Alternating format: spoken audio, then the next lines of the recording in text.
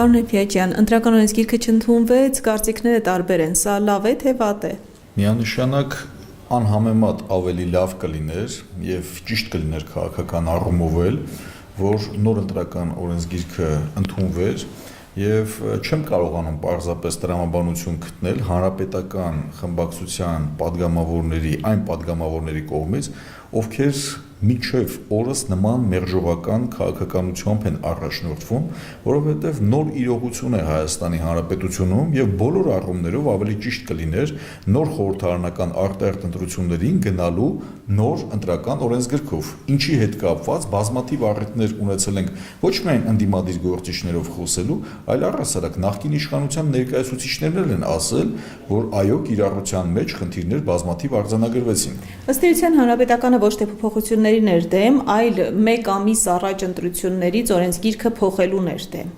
Դուք կարծում եք նորմալ երևույթ է այսպես հրատապ, հապշտապ փոխել ընտրական օրենսգիրքը եւ առանց քաղաքական ուժերի ծանոթանալու տեքստին անցկացնել ընտրություններ։ Այդ մեկնաբանությունը անհիմն եմ համարում, որովհետև տեսեք, անցած ընտրություններից անմիջապես հետո բոլոր քաղաքական ուժերը արձանագրեցին, որ այն ռիսկերը, որոնք որ նախկինում էլ գնահատում էին, իրակ կիրառության մեջ արձանագրվեցին։ Նոր իրողություններում միգուցե եւ այդ ռիսկերը ավելի մեղմվեն կամ այլ ձևով արտացոլվեն մեր իրականության մեջ, բայց տեսեք, ընտրություններից անմիջապես հետո նույն Բարգավաճ Հայաստան կուսակցության ներկայացուցիչներով, Ծառուկյան խմբակցության ներկայացուցիչներով մենք ընտրական նոր օրենսգիրք նախաձեռնությամբ հանդես եկանք ունենալու նպատակով բնականաբար։ Գիտեք, որ Հայ հեղափոխական դաշնակցության մեր գործընկերները եւս նմանատիպ նախաձեռնությամբ հանդես եկան եւ գիտեք հայտնի քաղաքական իրադարձությունները այդ ժամանակ դեռևս տեղի չէին ունեցել։ Ընդ որում մի կարևոր հանգամանքի մասին էլ խոսեմ, որ Ծառուկյան խմբակցությունը նաեւ ինչի համար է հետեւողական այս խնդիրներին անդրադառնում, որովհետեւ Բարգավաճ Հայաստան կուսակցության ծրագրային դրույթներում շատ հստակ ամրագրված է 2007 թվականի մեր համագումարում ընդունված ծրագրային դրույթներում մենք ամրագրել ենք, որ մենք գտնում ենք, որ անցումային պետք է փուլ առ փուլ ժամանակում անցնել 100% համամասնական ընտրակարգի։ Սա ավելի քաղաքական ընտրությունների նախադրյալներ ստեղծող հանգամանք է։ Էդվարդ Շարմազանովը հանրապետականի մամուլի խոսնակը ասաց, որ ըստ էության իրենց համար ռեյտինգայինը ընդունելի համակարգ է եւ իրենք ինչպես ցանկացած քաղաքական ուժ կարող են իրենց դիրքորոշումն ունենալ։ Դուք գտնում եք, որ ռեյտինգայինը ամեն դեպքում պետք է դուրս գա եւ նոր օրենսգիրքը այդ հնարավորությունը տալիս էր, հա, եւ պետք էր ընդունել։ Նոր ընտրական օրենսգիրքը այդ հնարավորությունը տալիս էր։ Բայց այստեղ ավելի կարևորագույն գործոն կա եւ հանգամանք կա իրականում նոր խորհրդարանական ընտրություններ անցկացնելը։ Բնականաբար ամենակարևոր հանգամանքը եւ գործոնը սա է, ինչից որպես բխող եւ հետևանք ընտրական օրենսգիր փոխելն է։ Մենք հիմա խոսում ենք երկրորդ քայլի մասին, ըստ էության բովանդակության առումով, բայց ամենակարևորագույն գործոնը նոր ընտրություններ Հայաստանում ունենալն է եւ որակական նոր ընտրություններ ունենալն է։ Այսինքն մենք բազմաթիվ անգամներ նաեւ խոսել ենք, թե կարող ենք ամենաշատ քննարկված, ամենաերկար քննարկված որպես իրավական փաստաթուղթ ունենալը, բայց եթե չունենք քաղաքական կամք, իշխանությունները չունեն քաղաքական կամք, ժողովրդավարական ամենաբարձր սկզբունքներին համապատասխան ընտրություններ կազմակերպելու, դա նշանակում է, որ մենք ունենալու ենք ձախողված ընտրություններից հետո արդյունքներ եւ հետընտրական զարգացումներ ու գործընթացներ, որը որ որոշ ժամանակ անց ըստ էության Հայաստանի Հանրապետությունում պարբերաբար թե արձանագրվել է եւ թե արձանագրվեց։ Պարոն Էփիաջյան, Ծառուկյան խմբակցությունն է գտնում, որ այս խորհրդարանը չի ներկայացնում ժողովրդի տրամադրությունները։ Բնականաբար մենք բազմաթիվ անգամներ առիթ ունեցել ենք այս խնդիրների մասին խոսելու եւ այսօրեական խորհրդարանական մեծամասնությունը բնականաբար Հայաստանի Հանրապետության մեծամասնության դիրքորոշումը չի ներկայացնում։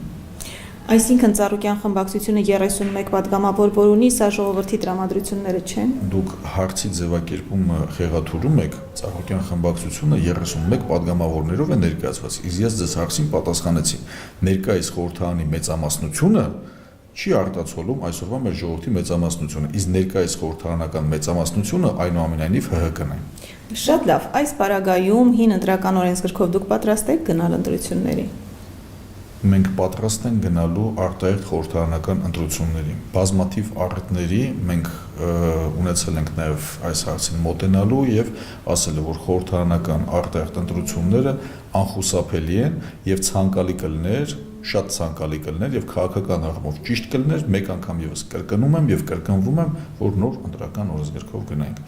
Այնուամենայնիվ, այստեղ գործոնն է կարևոր, որ քաղաքական իրավիճակը եւ իրադրությունը փոխվի։ Դուք ռեյտինգայինով մասնակցելու ռեսուրս ունեք այս ընտրություններին։ Ես ինքս նախկինում էլ մասնակցել եմ ռեյտինգային ընտրակարգով եւ 105 տեխնացուներից իմ ռեյտինգը ամբողջական ցանկով եմ ասում 5-րդ հորիզոնականն եմ զբաղեցրել մեր երկրի քաղաքացիների կողմից վստահության ձայն ստանալու պարագայում եւ այն արատավոր երևույթները եւ դրսեւորումները եթե չլինեին ես վստահաբար ձեզ ասում եմ իմ ցուցանիշը շատ ավելի բարձր կլիներ։ Ինչ նկատի ունեք արատավոր դրսեւորումներ։ Ամենատարբեր պետական ռեսուրսի կիրառման, չարաշահման, վախի մթնոլորտի ապահովման Վստահ եք այս անգամ չի լինելու։ Ամեն ինչ ժամանակը ցույց կտա եւ որևիցե կերպով մենք կաշկանդված չենք, եթե արատավոր երևույթ տեսնենք, բնականաբար թե կարձանագրենք, թե կբարձրացնենք եւ համապատասխան ընթացակարգերից էլ կօգտվենք։ Թիմ ընտրությունները ցույց տվեցին, որ ՀՀԿ-ի եւ ԲՀԿ-ի քվոտայով գնացած տեխնացուները որպես անկուսակցական ներկայացան։ Հնարավոր է ռեյտինգայինի հարցում խնդիր ունենաք հաշվի առնելով այս միտումը։ Տեսեք, այդ միտումը այդքան էլ այդպես չէ, այստեղ ամբողջությամբ խնդիրը հետևյալումն է կայանում, որ կա տեղական ինքնակառավարման մարմինների ընտրություն, հոկտեմբերի 21-ի մասին եք հավանաբար դուք ասում, եւ կա դեկտեմբերին սպասվող խորհրդարանական ընտրություններ, որից նաեւ պետք է ձևավորվի հետագա կառավարությունը եւ երկրի հետագա զարգացման հետ կապված ծրագրեր պետք է կարողանանք ներկայացնել։ Բնականաբար երկու ընտրություններն էլ շատ կարևոր են, բայց առաջնահերթությունը բնականաբար քաղաքականինն է եւ մեր քաղաքական ուժը տրամադրված եղել է եւ տրամադրված է քաղաքական ընտրություններին աչալերջորեն պատրաստվելու եւ գնալու մասնակցելու քաղաքական ընտրություններին։ Դրա նաեւ վառ ապացույցն էր ընտրական նոր որակական ընտրություններ ունենալու նոր ընտրական օրենսգիրքը, ինչի հետ կապված ՀՀԿ որոշ ներկայացուցիչների չգալու պարագայում ձախողվեց։ Պարոն Նարքիաջյան, հիմա ինչ մտավախություն կա թե չկա։ Ինչի։ Որ թիմ ընտրությունների նման ԲՀԿ-ի տեխնացուները։ Բայց ես պարզաբանեցի թիմ ընտրությունները իր բովանդակությամբ այլ որ Բարգավաճ Հայաստան կուսակցությունը ամուր կուր կառույց է, որտեղ ներգրավված են ամենատարբեր ոլորտը ներկայացնող մարդիկ, որոնք հեղինակություն ունեն եւ վստահ են, որ պատշաճ կերպով մենք կներկայանանք մեր ժողովրդին ծրագրերով, նաեւ կադրային պոտենցիալով։